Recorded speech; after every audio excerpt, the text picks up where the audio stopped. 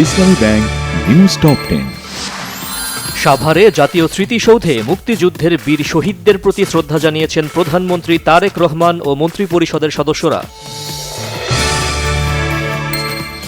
শহীদ রাষ্ট্রপতি জিয়াউর রহমান ও সাবেক প্রধানমন্ত্রী বেগম খালেদা জিয়ার কবরে শ্রদ্ধা জানিয়েছেন প্রধানমন্ত্রী তারেক রহমান ও মন্ত্রিপরিষদের সদস্যরা। সচিবালয়ে নতুন সরকারের প্রথম মন্ত্রিসভার বৈঠকে সভাপতিত্ব করেন প্রধানমন্ত্রী তারেক রহমান।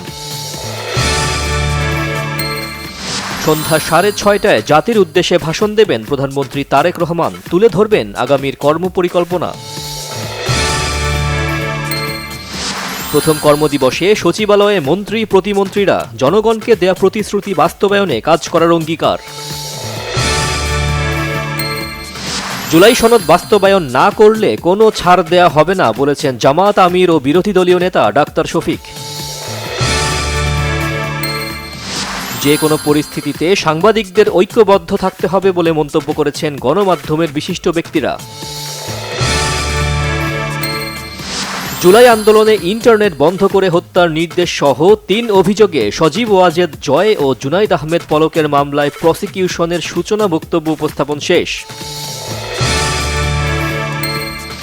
প্রশান্ত মহাসাগর ও ক্যারিবিয়ান সাগরে অভিযান, মাদক চোরাকারবারি সন্দেহে 11 জনকে হত্যা করেছে মার্কিন বাহিনী।